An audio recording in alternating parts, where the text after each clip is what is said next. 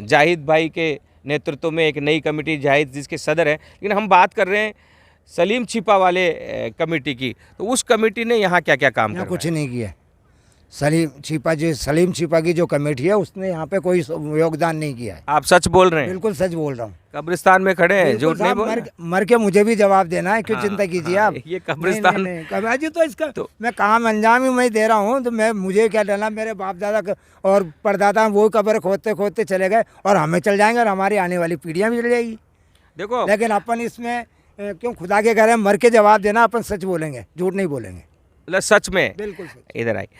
सलीम छिपा ने जो अब तक सदर थे और जो रेजिडेंसी मस्जिद के ऊपर अभी भी अपना कब्जा जमाए रखना चाहते हैं, जबकि सरकारी आदेश में अब वहाँ नए सदर आ चुके हैं जाहिद खान, उसके बावजूद वे अपनी गद्दी को नहीं छोड़ना चाहते हैं। और क्यों नहीं छोड़ना चाहते, हम जानकारी लेना चाह रहे थे। हमारा चैनल चाह रहा था कि हम उस इलाके में जाएं जहां लोग काम करते हैं, निस्वार्थ भाव से अपने कौम की खिदमत करते हैं। तो यहाँ तो खिदमतगार के रूप में सलीम छिपा कहीं नज़र ही नहीं आ रहे हैं।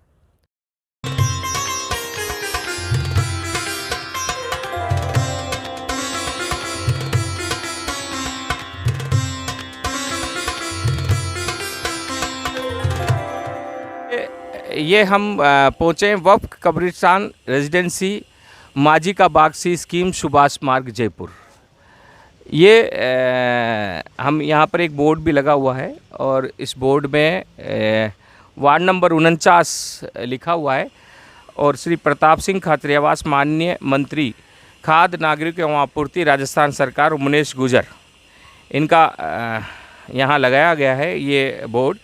और कब्रिस्तान का जीर्णोद्धार कार्य ये अभी शुरू किया गया है और हम कब्रिस्तान का मुख्य द्वार से अब अंदर घुस रहे हैं।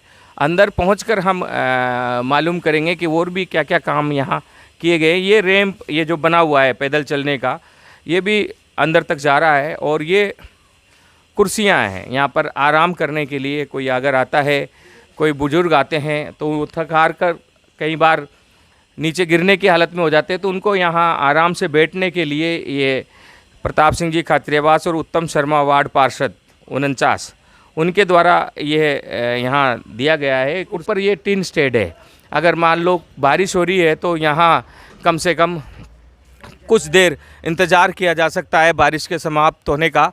और ये अंदर घुसने के बाद ये जितना भी ये जो सड़कें हैं, और ये एक दरवाज़ा और यहाँ बना के दे दिया है अंदर, जो इसकी सुरक्षा में रहने वाले सुरक्षा प्रहरियों को आने जाने के लिए, कोई नमाज वगैरह पढ़ने आए तो उनके आने जाने के लिए। हाँ, रज्जाक भाई हमारे साथ ही हैं और हम इनके साथ अंदर चलेंगे और अंदर चलकर सारी व्यवस्थाओं का जायज़ा लेंगे। और हम अभी देख रहे हैं ये कब्रिस्तान, यहाँ जालियाँ भी ऊपर से लगा दी गई है। ये जालियाँ भी यहाँ ऊपर से काफ़ी ऊंची ये दीवार बना दी गई है, चारों तरफ ये ऊंची दीवार है, चारों तरफ सुरक्षात्मक। तो रज्जाक भाई, यहाँ पर अभी वर्तमान में क्या मतलब आपको कोई परेशानी आती है? वर्तमान में मुझे परेशानी यही आती है कि ये जो पुरानी कमेटी वाले के आकर के, पुरानी कमेटी कौन सी, नाम लो सदर का? सलीम छिपा की। हाँ। वो कमेटी के उसके कुछ लोग आते हैं, आदमी भी आते हैं, वगैरह रात बिरात भी आ जाते हैं कि यार तुम जो है ये किसी को हर जिसी को काम करने के लिए क्यों मंजूर करते हो, मना करा करो आप। मैं साहब, मैं क्यों मना करूँगा? काम मतलब क्या काम कर? कब्र का कोई भी काम है यार, रात बिरात है यार, 4 महलों से जुड़ी हुई है, तो आप ये इसको क्यों दूसरों को क्यों दफनाने देते हो? मैंने भाई कब्रिस्तान तो दफनाने के मामले में ये जो नई कमेटी है, ये एक सबसे बड़ी चीज़ है। कौम होती है और कौम के अंदर जातिवाद और क्षेत्रवाद, इन सब से दूर रहना चाहिए।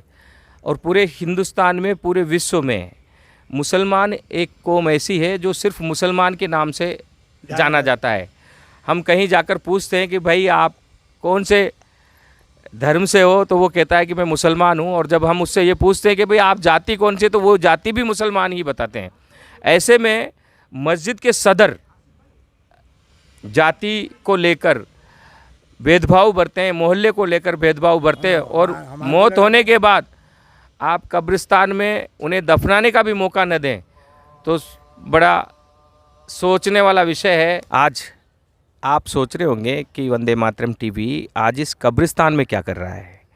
हम पिछले दिनों से लगातार मस्जिद के बारे में एक खबर दिखा रहे थे, और वह मस्जिद रेजिडेंसी मस्जिद सी स्कीम थी, और उसी से संबंधित उसी के नज़दीक में ये कब्रिस्तान मौजूद है। और उस मस्जिद में आने वाले लोग जब खुदा को प्यारे हो जाते हैं, इंतकाल उनका हो जाता है, और यहाँ हम आए हैं, और यहाँ आप देख सकते हैं कि ये कुछ नई कब्रें भी खुदी हुई है और कुछ पुरानी कब्रें भी इस साइड है।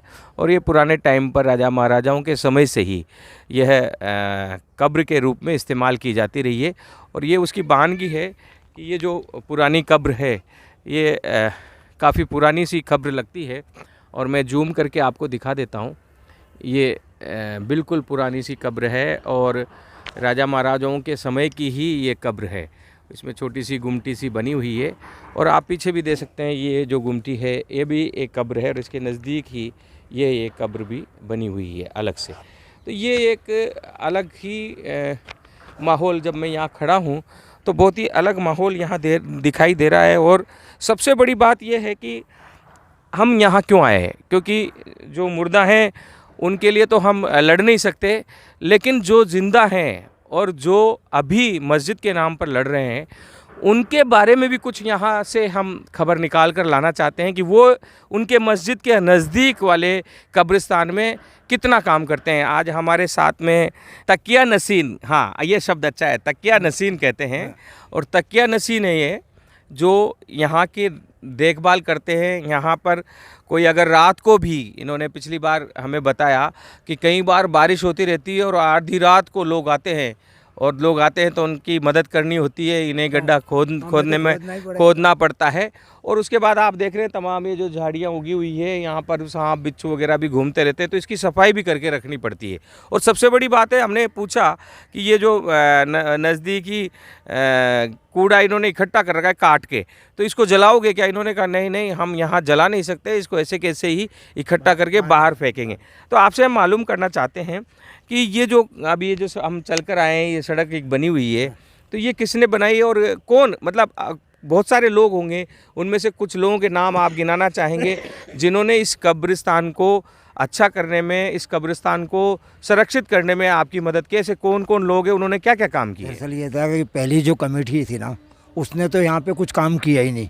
पहली कमेटी में कौन थे सदर? पहले कोर्ट कमेटी में भाई सुदाम वाले थे, ये कुछ ये थे, मतलब कोई भी हो, जैसे अभी मतलब ये उस समय ये खुला ही था, मतलब बिल्कुल भी। यहाँ पे क्या है, कुत्ते आ जाते थे, सुअर आते थे, ये नर्सिंग कौन शिविर वाले जितने भी हैं, और बेचारी औरतें आती थी, कोई पेशाब कर जाती थी, कोई क्या कर जाता था। और जब से शमीम डोरी ने कमेटी बनी और वो कमेटी में आए, तो इन्होंने इस कब्रिस्तान का पूरा तो डंडा बनवा दिया और ये गेट लगवा दिए हैं, नहीं समझे। और जितनी भी है करीब 3-4 साल तक तो उन्होंने खुद ने इसको सफाई करवाई है। और आप ये जो बाउंड्री है ये थोड़ी सी ऊंची की है, कई जगहों से टूटी हुई थी, तो उसे बनाया था, टूटी हुई भी थी, उसे बनाया है, और गेट भी शानदार लगा हुआ है। तो थी नहीं साहब, हमने देखा है गेट भी शानदार लगा हुआ है, गेट लगा ना, दोनों गेट। और लगता है कि हाँ ये एक आधुनिक दीवार से सुसज्जित एक कब्रिस्तान है। और अंदर भी यहाँ साफ सफाई रहती है। कितनी कॉलोनियाँ हैं, कितने लोग इस कब्रिस्तान का इस्तेमाल करते हैं? वैसे तो ये चार मतलब कॉलोनियाँ हैं, वो इस्तेमाल करती है। कौन सी कॉलोनी? एक तो भाई सुदाम है, एक सी स्कीम की है, एक हथरोई बावड़ी है, और एक हसनपुरा है। ये 4 कमेटियाँ हुई, 4 कमेटियाँ, जिसमें 4 मोहल्ले। हसनपुरा अपने आप में बड़ा इलाका है, और 22 गोदाम में भी काफ़ी बड़ा इलाका है, और सी स्कीम में सभ्य लोग रहते हैं, सभ्रांत लोग रहते हैं, और एक चौथा अतरोई गढ़ी में भी काफ़ी सारे लोग पुराने टाइम से ही रह रहे हैं। तो अब हम आपसे जानना चाह रहे हैं कि अब ये जो मस्जिद कमेटी की लड़ाई झगड़े चल रहे हैं, रेजिडेंसी मस्जिद सी स्कीम में अब तक जो कमेटी थी सलीम छिपा के नेतृत्व में, अब तक जो कमेटी थी अब तो नई आ गई है, जाहिद भाई के नेतृत्व में एक नई कमेटी, जाहिद जिसके सदर हैं। लेकिन हम बात कर रहे हैं सलीम छिपा वाले कमेटी की, तो उस कमेटी ने यहाँ क्या क्या काम किया? कुछ नहीं किया। सलीम छिपा की जो कमेटी है उसने यहाँ पे कोई योगदान नहीं किया है। आप सच बोल रहे हैं? बिल्कुल सच बोल रहा हूँ। कब्रिस्तान में खड़े हैं, झूठ नहीं बोल। मर के मुझे भी जवाब देना है, क्यों चिंता कीजिए आप। ये कब्रिस्तान अजी तो इसका तो मैं काम अंजाम ही मैं दे रहा हूँ, तो मुझे क्या डरना, मेरे बाप दादा और परदादा वो कब्र खोदते खोदते चले गए, और हमें चल जाएंगे और हमारी आने वाली पीढ़ियाँ भी चल जाएगी। देखो, लेकिन अपन इसमें क्यों खुदा के घर है, मर के जवाब देना, अपन सच बोलेंगे, झूठ नहीं बोलेंगे। मतलब सच में बिल्कुल सच। इधर आई। सलीम छिपा ने जो अब तक सदर थे और जो रेजिडेंसी मस्जिद के ऊपर अभी भी अपना कब्जा जमाए रखना चाहते हैं, जबकि सरकारी आदेश में अब वहाँ नए सदर आ चुके हैं जाहिद खान, उसके बावजूद वे अपनी गद्दी को नहीं छोड़ना चाहते हैं। और क्यों नहीं छोड़ना चाहते, हम जानकारी लेना चाह रहे थे। हमारा चैनल चाह रहा था कि हम उस इलाके में जाएं जहां लोग काम करते हैं, निस्वार्थ भाव से अपने कौम की खिदमत करते हैं। तो यहाँ तो खिदमतगार के रूप में सलीम छिपा कहीं नज़र ही नहीं आ रहे हैं। तो ये एक बहुत बड़ी सोचने की बात है कि फिर ये इस गद्दी पर बैठकर आगे क्या करना चाहते हैं। न मस्जिद का भी हमें अभी तक जो जानकारी हमारे पास आ रही है, हम शीघ्र ही मस्जिद में भी जाएंगे। इस मस्जिद से हम लोग लगभग 15 वर्षों से जुड़े हुए, इसको जानते हैं और इसको देखते हैं, इसके आसपास आके हम जाते हैं। इस 15 वर्ष में हाँ, विकास तो हुआ है, लेकिन मुख्य द्वार थोड़ा झमाझम हुआ है, अच्छा चमका है, लेकिन अंदर जब पीछे की दीवार देखते हैं तो बिल्कुल सूनापन नज़र आता है। सी स्कीम में जहां बाजू में बीजेपी का कार्यालय है और जहां इसके सामने आरएसएस का कार्यालय है, उनका जो भारत माता मंदिर है वो स्थित है, और उससे थोड़ा आगे जाएं तो मुख्यमंत्री आवास है, और उससे भी थोड़ा सा बाजू में ही गवर्नर हाउस है और वहाँ सारे मंत्री रहते हैं।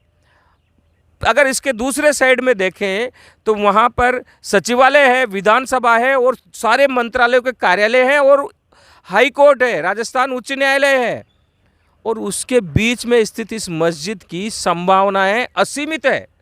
हमें पता है अगर जिस दिन इसको एक अच्छा सदर मिल जाएगा उस दिन ये मस्जिद पूरी दुनिया में जाना जाएगा, और अब वो मौका शायद आ रहा है, और जो इसके जो परिवर्तन आ रहा है तो हमें आशा है, अब चूँकि इतने लोग इससे जुड़ चुके हैं, कभी कभी खुदा कुछ गलत करके भी अच्छा ही लेकर आता है, और इतना प्रचार इस मस्जिद का हो चुका है कि अब नए सदर के साथ दुनिया भर से लोग इस मस्जिद के अपलिफ्ट के लिए, इस मस्जिद के कायाकल्प के लिए, इस मस्जिद को और अधिक कारगर बनाने के लिए जुटेंगे, इसका हमें पूरा विश्वास है।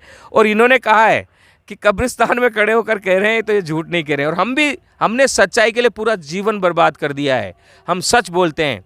अगर गोदी मीडिया की तरह हम झूठ बोलते होते तो आज हमारे पास करोड़ों रुपए होते, खुद का मकान होता, लेकिन उससे बड़ी चीज़ हम सब सच के लिए इसलिए जीते हैं क्योंकि हमें मकान उस खुदा के घर में बनाना है। इस दुनिया में जो मकान और महल है ये ऐसे ही तो पड़े हैं, राजा महाराजाओं के महल नहीं देखे क्या?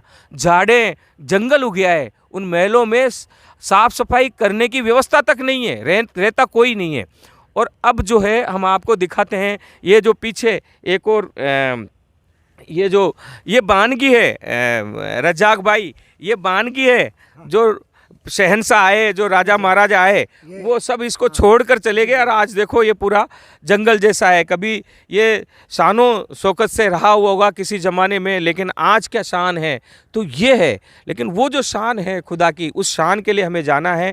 तो हम चाहते हैं ये जो मस्जिद है ना, हमारी लड़ाई क्या है कि इस मस्जिद में, जो रेजिडेंसी मस्जिद में खुदा के नाम को लेकर जो लड़ाई झगड़ा चल रहा है उसको हम कम करें, उसको हम ख़त्म करें। और ये जो नया आपको दिखाएं हम कि ये नई सड़क है जो अभी हाल ही में ही बनाया है और प्रताप सिंह खाचरियावास ने बनाया है। तो यहाँ हम थोड़ा सा इनको बताना चाहेंगे कि थोड़ा सा दिखाएं। ये प्रताप सिंह खाचरियावास और मुनेश गुजर जब इसकी महापौर बनी तो उनके द्वारा ये बनाया गया है, 18/7/2021 को बनाया गया है। तो प्रताप सिंह खाचरियावास ऐसे ही नहीं जन जन के नेता हैं, वे काम करते हैं, वे हर जगह विकास करते हैं, चाहे शमशान हो, चाहे वो कब्रिस्तान हो या कहीं भी हो। ये एक लाइट भी है, ये पूरी की पूरी लाइट रात को पूरी रोशन रहती है। और हमने सुना है यहाँ पर शराब पीने वाले रात को आकर अंदर घुस जाया करते थे।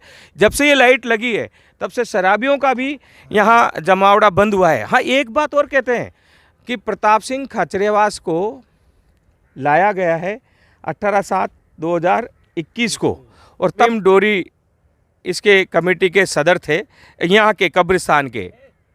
अभी भी शमीम डोरी ही इस कमेटी के सदर हैं। और यहाँ उत्तम शर्मा जी मेरे अच्छे मित्र हैं, वो अब चूँकि पार्षद बन चुके हैं तो उन्होंने भी अच्छा काम किया और वो शायद नज़दीक ही उनका घर है, यहीं बगड़िया भवन में ही उनका घर है। तो ये एक बहुत अच्छा काम यहाँ हुआ है। हम ये सड़क बनवा दी उन्होंने। ये जो सड़क भी बनवाई गई है और ये जो दीवार है हम देख सकते हैं कि ये जो दीवार है ये दीवार भी खिंचाई गई है।